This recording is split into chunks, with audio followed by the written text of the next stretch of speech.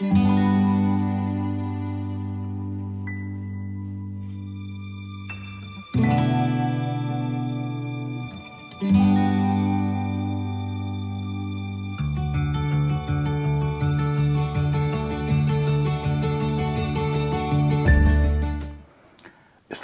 en el segundo domingo de Adviento y una vez más las lecturas de la palabra de Dios vienen en nuestra ayuda para decirnos por qué, cómo y de qué manera nos tenemos que preparar a la llegada de Jesús el Mesías en este tiempo de Adviento. Tiempo en el cual vamos a ver cómo Dios se acerca a la historia del pueblo de Israel, se acerca a nuestra historia y se acerca sobre todo a nuestras vidas cotidianas para darles una vuelta, para cambiarlas, para que realmente nuestro corazón se prepare de una manera seria a la llegada de Jesús el día de Nochebuena.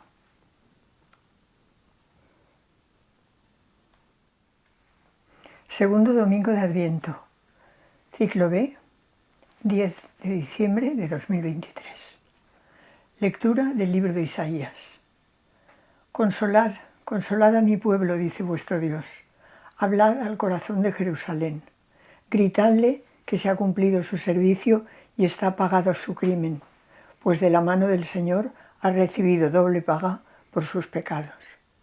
Una voz grita: en el desierto preparadle un camino al Señor.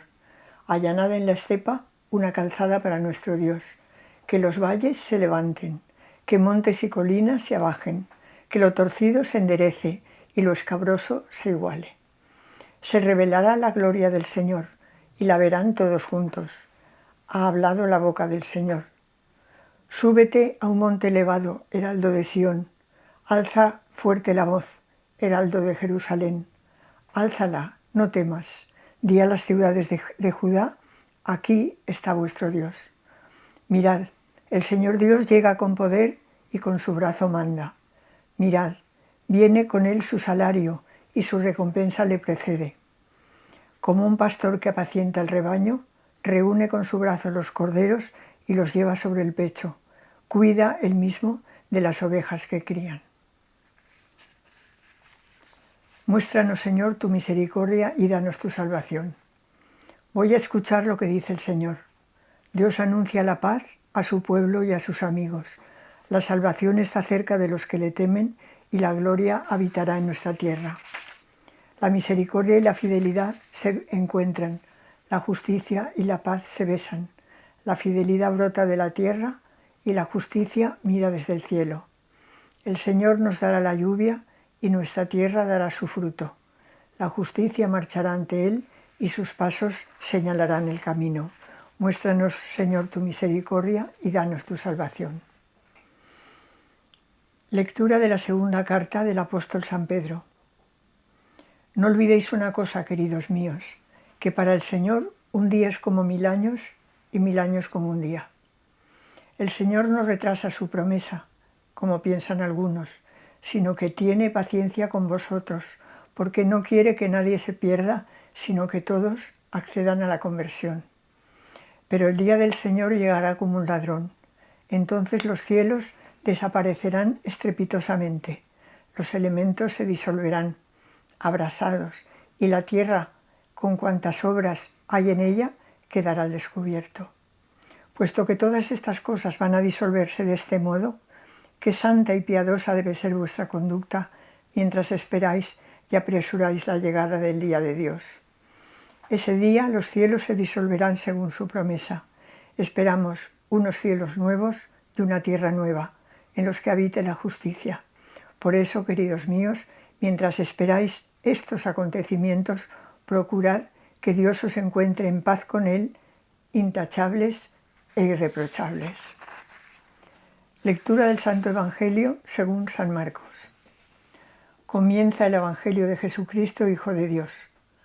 Como está escrito en el profeta Isaías: yo envío a mi mensajero delante de ti, el cual preparará tu camino. Voz del que grita en el desierto: preparad el camino del Señor, enderezad sus senderos. Se presentó Juan en el desierto bautizando y predicando un bautismo de conversión para el perdón de los pecados. Acudía a él toda la región de Judea y toda la gente de Jerusalén. Él los bautizaba en el río Jordán y confesaban sus pecados. Juan iba vestido de piel de camello, con una correa de cuero a la cintura, y se alimentaba de saltamontes y miel silvestre, y proclamaba: «Detrás de mí viene el que es más fuerte que yo, y no merezco agacharme para desatarle la correa de sus sandalias. Yo os he bautizado con agua, pero él os bautizará con Espíritu Santo». La primera lectura es del profeta Isaías, una lectura bastante conocida. Es el segundo Isaías, este profeta anónimo, que recibe el nombre de Isaías también, que va desde el capítulo 40 hasta el capítulo 55. Y las primeras palabras de este texto, que inicia el capítulo 40, le dan nombre a todo el libro. Nahamu, Nahamu, Ami. En hebreo, consolad, consolad a mi pueblo. Desde el punto de vista histórico, es el momento en el cual ya el pueblo está a punto de salir del exilio de Babilonia. Después de esta crisis tan profunda, el pueblo, a través de Ciro, recibe la libertad para regresar a Jerusalén. Y el texto habla al corazón de Jerusalén, que ha pagado su crimen, pues de la mano del Señor ha recibido doble paga por sus pecados. Y en el desierto, atravesando el desierto, porque el regreso de Babilonia se va a plantear como un nuevo éxodo, una nueva liberación del yugo, en este caso, de Babilonia, para volver a la tierra prometida.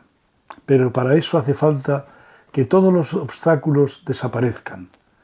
Allanad en la estepa una calzada, que los valles se levanten, que los montes y colinas se abajen, que lo torcido se enderece y lo escabroso se iguale. Y todo esto porque se va a revelar la gloria del Señor, del mismo modo que se reveló la gloria del Señor durante el primer éxodo después de la salida de Egipto. Y todo esto es para que veamos cómo Dios una vez más apuesta por su pueblo, y apuesta por su pueblo diciendo: mirad, el Señor Dios llega con poder y con su brazo manda, viene con él su salario y su recompensa lo precede. Y se presenta también Dios como un pastor que apacienta a su rebaño, reúne con su brazo a los corderos, una imagen idílica, una imagen bucólica, pero que está reflejando cuál es la voluntad de Dios con su pueblo después de esta crisis tan profunda. Que pensemos que esa es también para nosotros una palabra viva, después de momentos difíciles en nuestra vida, momentos de exilio, momentos en los cuales no sabemos cómo cantar un cántico a Dios en los canales de Babilonia. Y sin embargo Dios, una vez más, sacó de Egipto a su pueblo y ahora saca de Babilonia a su pueblo. Y lo consuela, Nahamu, consolad a mi pueblo. La segunda lectura de la carta del apóstol San Pedro es un texto escrito a finales del siglo I, prácticamente está planteado como una catequesis bautismal. Y lo primero que nos dice, para que no nos agobiemos, porque los humanos que vivimos en el espacio y el tiempo, con demasiada frecuencia nos agobiamos por el paso del tiempo y no vemos la actuación de Dios en nuestra historia concreta. Por eso les dice claramente: queridos míos, para el Señor un día es como 1000 años y 1000 años como un día. ¡Qué sabiduría! ¿Y esto por qué? Para convencerles de que el Señor no retrasa su promesa, como piensan algunos. Algunos pensaban que el mundo iba ya a desaparecer, como hemos comentado varias veces en la carta a los tesalonicenses. Y San Pablo tiene que salir al encuentro. Pues aquí también en la carta de San Pedro, el autor de esta carta quiere dejarlo bien claro. 1000 años es como un día y un día como 1000 años. No penséis que se retrasa. ¿Pero por qué? ¿Cuál es el objetivo? El objetivo es que no quiere que nadie se pierda, que todos accedan a la conversión. Y ahora, utilizando unas imágenes apocalípticas, los cielos desaparecerán, los elementos se disolverán, todo esto es para ilustrarnos de que la llegada aparecerá con una serie de signos que no comprenderemos.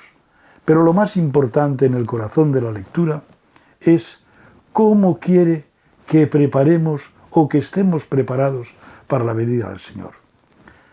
Qué santa y piadosa debe ser vuestra conducta mientras esperáis y apresuráis la llegada del día de Dios. Qué santa y piadosa debe ser vuestra conducta. Ahí está el quid de la cuestión de esta lectura. ¿Por qué? Porque la promesa que se nos da es unos cielos nuevos y una tierra nueva en que habite la justicia.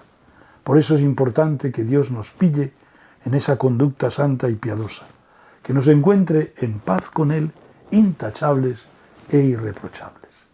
Una vez más vemos cómo en nuestro comportamiento cotidiano tenemos que estar a la altura de la vocación que hemos recibido de ser cristianos. Finalmente, el Evangelio de Marcos nos presenta, como siempre, uno de los personajes más importantes del tiempo de Adviento. Un personaje clave que hay que comprender. Y es Juan el Bautista. Juan el Bautista, que de acuerdo con Marcos ya viene anunciado por el profeta Isaías.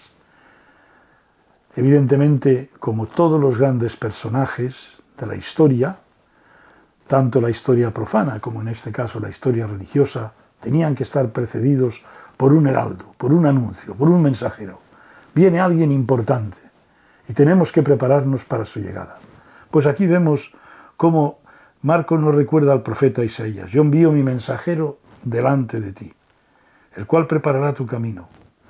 Voz del que grita en el desierto, preparad el camino del Señor, enderezad sus senderos. Es un poco un enlace con la primera lectura, en la cual hemos visto cómo en el desierto se prepara el camino de vuelta del pueblo de Israel del exilio de Babilonia. Aquí nos preparamos para la llegada del Señor. ¿Y quién es el que nos ayuda a prepararnos? Juan el Bautista, en el desierto, bautizando y predicando un bautismo de conversión. Hemos hablado de la conversión en la carta del apóstol San Pedro. Que no se pierda nadie, sino que todos accedan a la conversión. Y ese bautismo para el perdón de los pecados. Y ahí acudía toda clase de gente de Judea y de Jerusalén. Y este mensajero los bautizaba y confesaban sus pecados.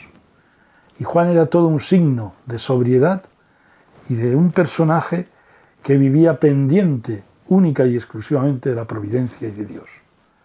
Se alimentaba de saltamontes y miel silvestre. Iba vestido de camello y con una correa de cuero a la cintura. Pero su mensaje fundamental era eso. Su identidad, él la tenía bien clara.